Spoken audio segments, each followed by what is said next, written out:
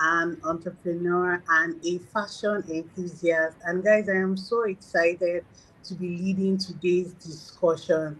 Like, we're going to talk about a lot of things, but we're going to focus mostly on two things. The first one is how fashion designers are now the major trend setters, like fashion designers set trends, and also how do they manage to do all this and also, use it as a source of income. And secondly, we want to talk about how fashion designers actually have an impact on how people see themselves. Because whether we like it or not, what we wear affects the way we behave, it affects our confidence, in fact, how we work and every single thing. So before I say a lot, I'm going to give time for our speakers to introduce themselves. So we're going to start one after the other. I think we'll start with um, Weni Jaja, then Stylerville, Eversville, and Selknans Apparel, and then the last person. Sorry for not calling the names right. When they introduce themselves, they'll do a better job. So please let's take it like that. I'm sorry about my network. It's just now the network connected. Sorry, you started before me. Good evening, everyone. I'm happy to be here. My name is Owenija. I'm the CEO of Owenija Fashion Design, and I'll be happy and glad to share my experience with you all. Thank you. Good evening, everyone. I'm Joan Blandes Alfred. I'm the CEO of Tailor, and then I'll be so excited. I'll be elated to share my experience, my journey so far with you guys. So feel free to ask me questions as you like. Thank you. Okay. Good evening, all. My name is Jinkinan Mani. I'm the CEO of Eversville, and I'm happy to be here. Thank you.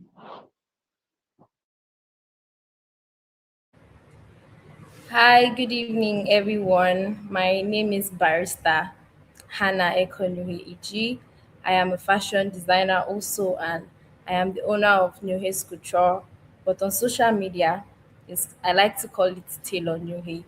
So I'm so elated to be here, and I would love to share my experiences. Thank you. All right, so I'm sure we've all met our experts. I want to believe that every single person here is an expert in the industry, and whatever they're going to tell us today will be very, very helpful to us. So it's nice to meet you all. We don't have a lot of time because we're planning to use an hour to do everything. So I'll just dive into the questions if that's okay.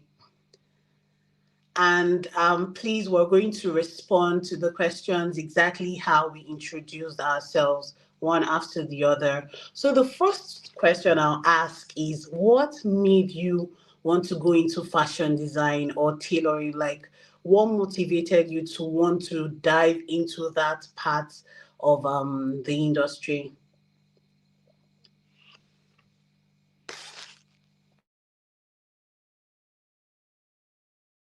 So we're going to start with Weni Jaja. If she's not around, then the next person, Stylerville. You can continue, please.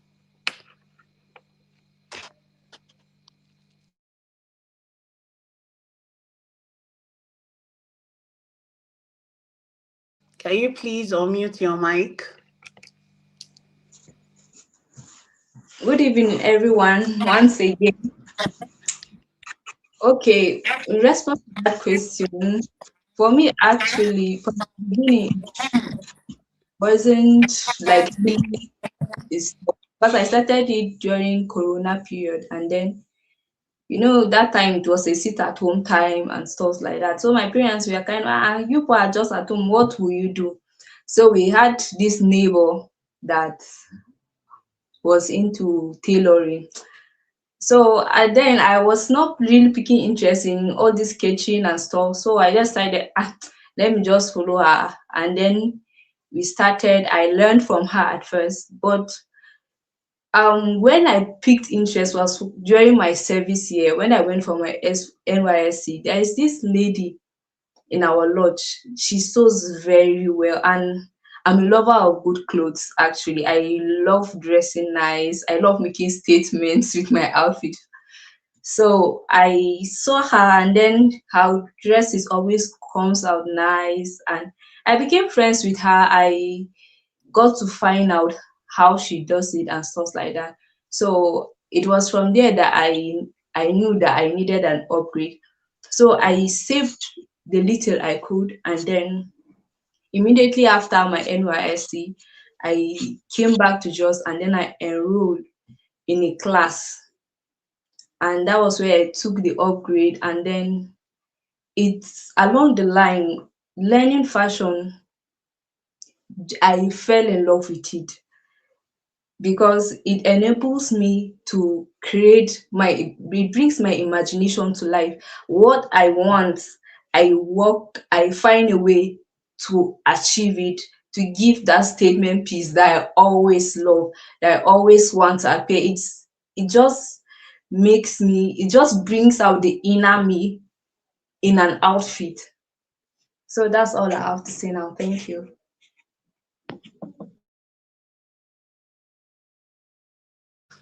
All right, thank you, Stylerville, for that wonderful and inspiring startup. I think when Jaja is available now, so you will answer the question. So the question is, what motivated you to want to go into the fashion industry, to want to be a tailor? What happened that you found yourself, doing that?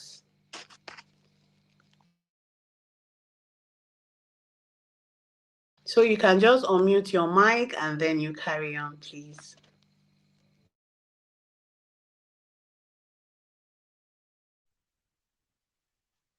Is it my turn? Hello? I'm so sorry. Yes, yes, please, you can go ahead. My network is really, really bad here. My area, the MTN network is really bad. I'm so sorry about that. It's all right. It's okay. But can you Okay. go ahead now, please? Okay, I didn't get you. Okay. I said the question is, what motivated you to want to go into the fashion industry, to want to be a tailor? What happened that led you to choose that path? Did you hear that? Okay. Yes, you see what inspired me, right? Yeah. Okay. I then when I was younger, my mom was a fashion designer. I mean, she didn't really go far, but I think it was from her that I started picking interest to learn to create something. And then she could not do it well. So I just wanted to do it myself. You understand? I wanted to do it myself. And when I was in primary six, they said they said I won't go, that I'm too young to go to a tailoring shop. So I waited till when I was in JSS1. Then my uncle is a fashion designer. So I started sneaking to go and learn tailoring because when I told my dad, he said no. And I have to stubbornly, I started learning from school. I would just branch and learn because I just wanted to do it myself. And when I was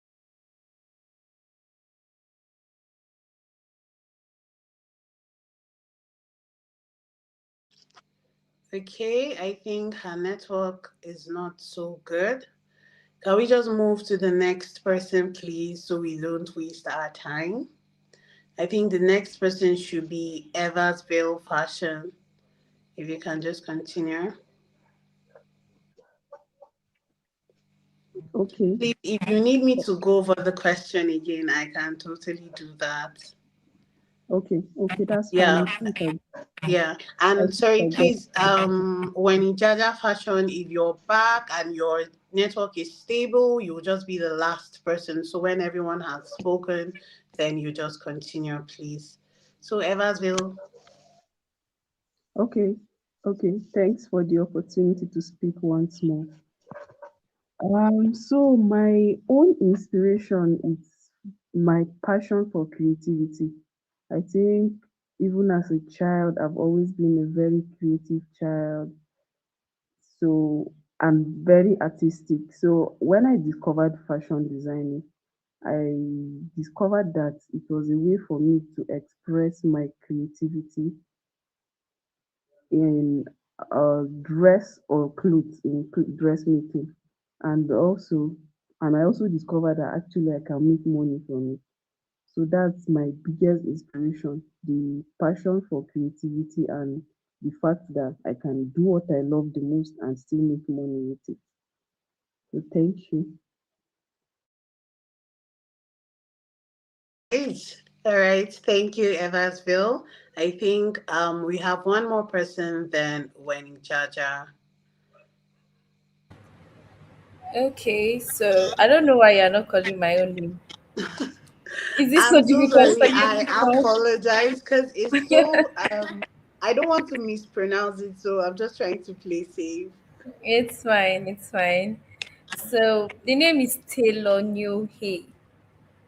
So maybe you should memorize it so that you'll be able to call it another time. So my own inspiration or how I ended up being a fashion designer is when I was done from secondary school. My auntie just gave birth. She came back to Nigeria. She discovered her nanny was pregnant, so she needed help. And I just wrote WAEC and jump. I was waiting for my results to come and all. So while I was just in the house helping her with the child and all.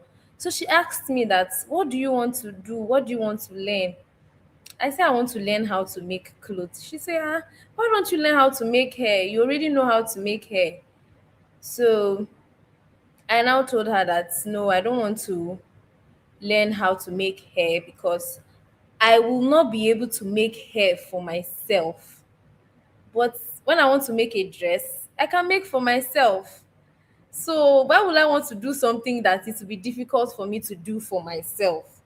So that was how I started learning how to make dresses. And when got admission into the university, I abandoned the training after like 3 months. I came to school. I was just making for myself and my roommates. That was how I was doing. But there came a time in school that there was no money. I became very broke. I started, I can make your skirts for you. I can make a top for you.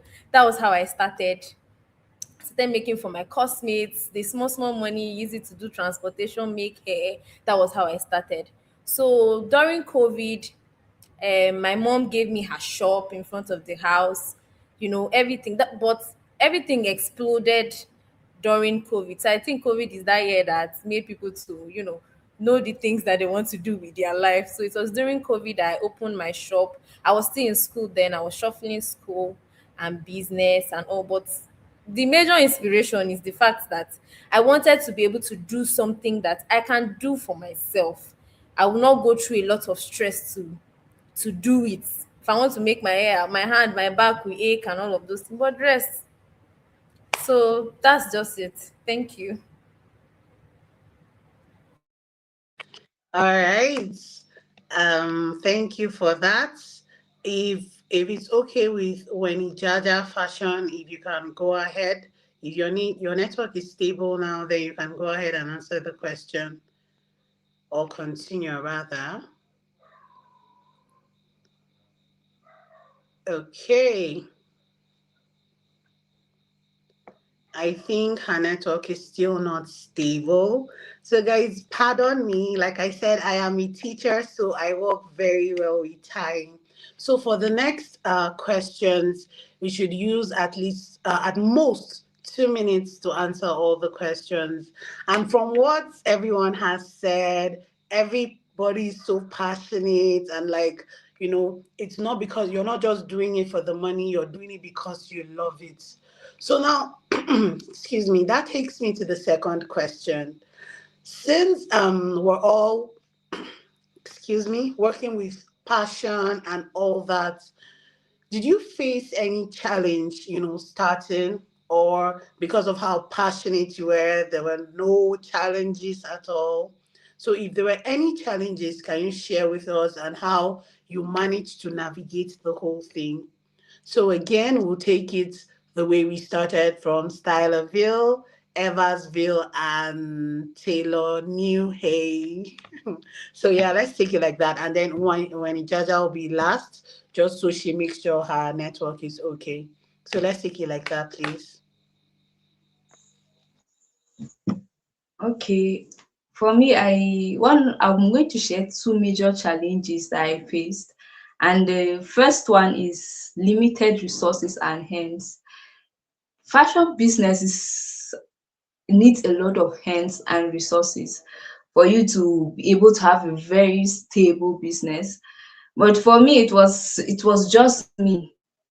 After I was done with fashion school, you have to draft pattern yourself, cut yourself, iron yourself, go to the market yourself. Like, it was a whole lot to take in. But the fact that I love doing it is one of the major things that kept me going and is keeping me going, because whenever I make a dress and then you see the expression on your client's face, how they are happy and satisfied, it gingers you to do more.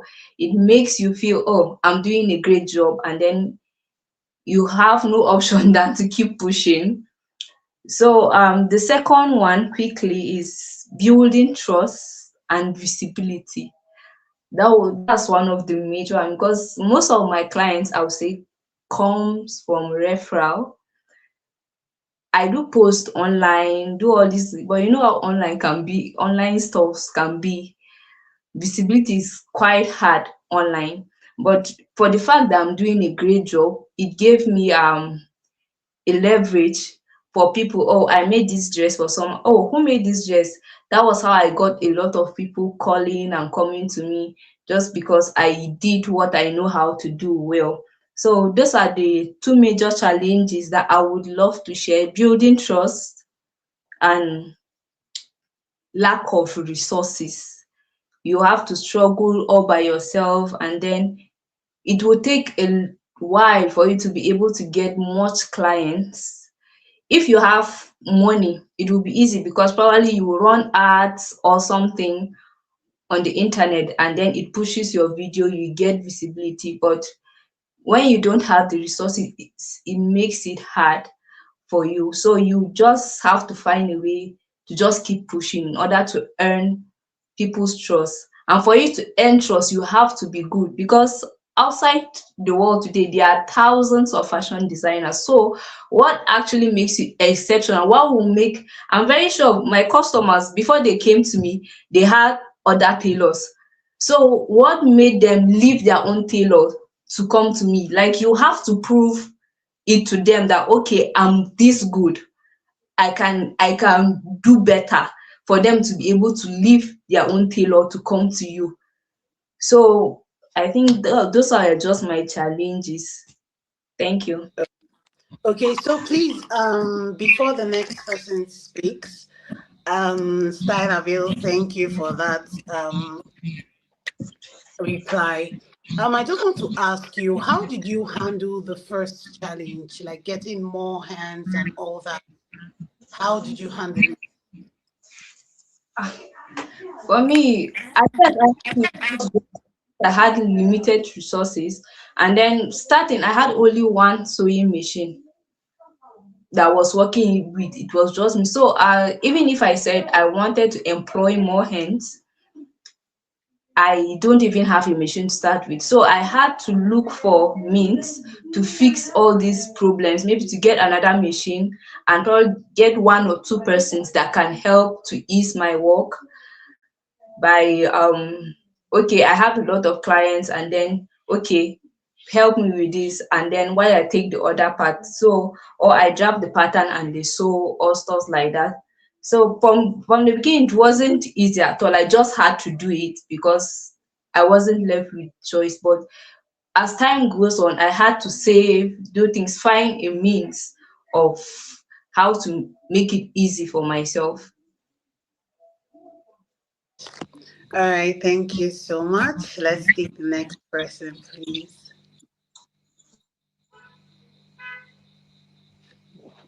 All right. Thanks for this opportunity to speak once more. So for me, my major challenge when I started fashion designing in 2014 was startup capital. Okay, when I started 2014, I got admission into the university that same year. So I had to leave and go to school.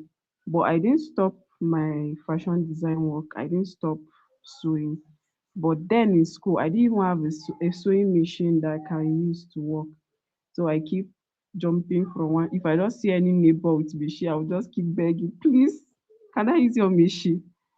So the major issue for me was the startup capital, but as I started that way, I was able to save one or two, and I got my first sewing machine in school that year.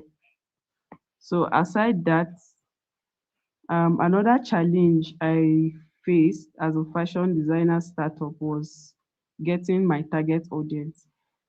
I knew that I didn't want to sew for, let's say, I didn't want to just end up sewing for students, because I had great passion in ashwebi sewing, luxury sewing, bridal dresses. So the challenge for me was getting the target audience I needed. But God is helping, and things are beginning to fall in place. So those are the two basic challenges for me: the startup capital and the target audience. Thank you. All right.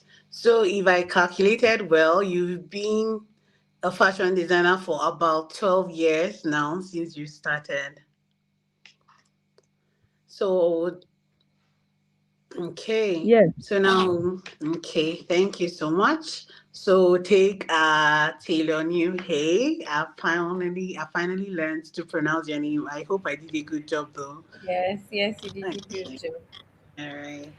Okay, so the first challenge that I would say I had was I was in school, I was a student, and not just any student, I was a law student. So it was very difficult for me. I don't even know how it happened. I don't know how I pulled through that phase of my life, but I was working, I was doing the fashion thing, and I was also going to school.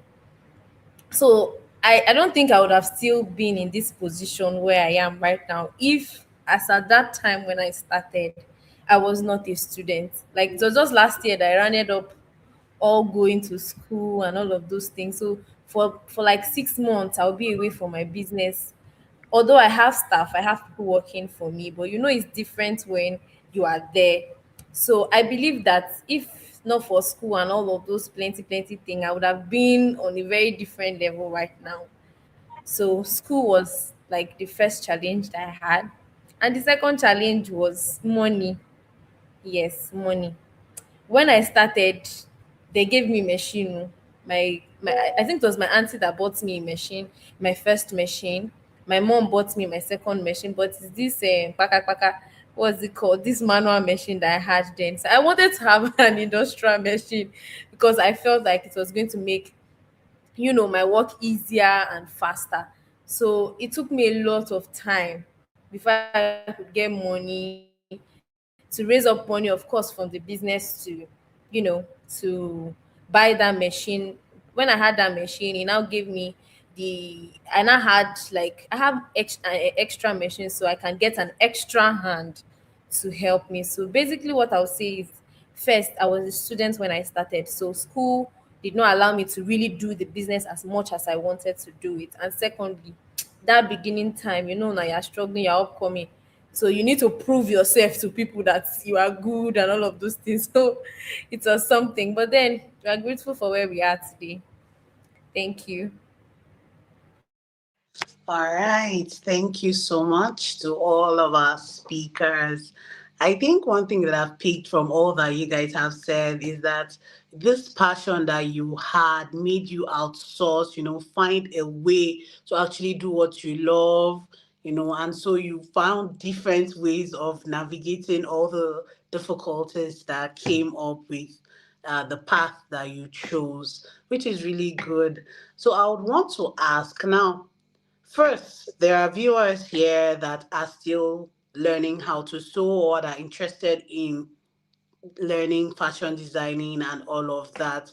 So if someone starts, this business, or you start designing for others, however you choose to work in the industry, because I know there are some that sew, there are some that design, there are some that do both. So, however, how do you handle, pricing? How do you handle unrealistic expectations of customers? Because I know some people will see clothes from the Met Gala and bring to you and say, make it for me. And if you don't do it like that, it's a whole issue. So, how do you handle pricing? How do you handle difficult customers? How do you handle payments? So, please want to hear everything. So again, we'll take it the same way we started.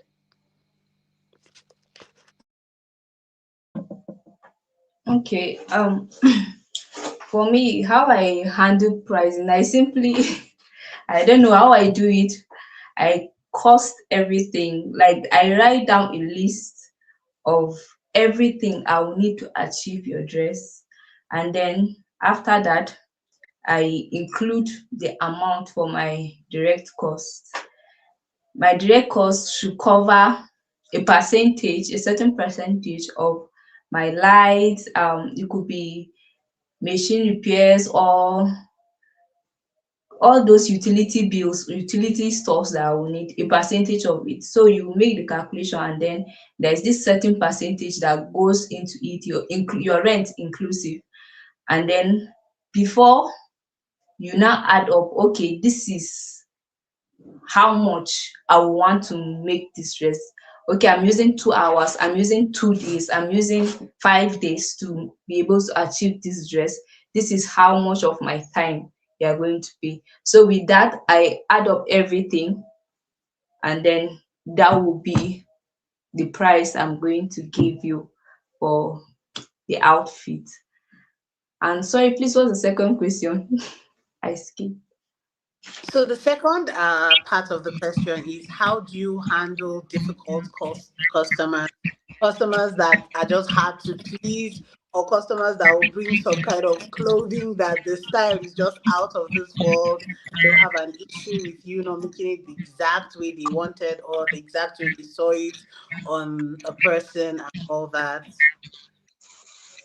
Well, for me, making making outfits, there are a lot of things put into consideration from the person's body shape, even though now we we have things like enhance our figures, but then from the person's body shape, if you should see that it will not sit well on the person, you I advise him, okay, this particular outfit won't be good on you, it won't sit well on you.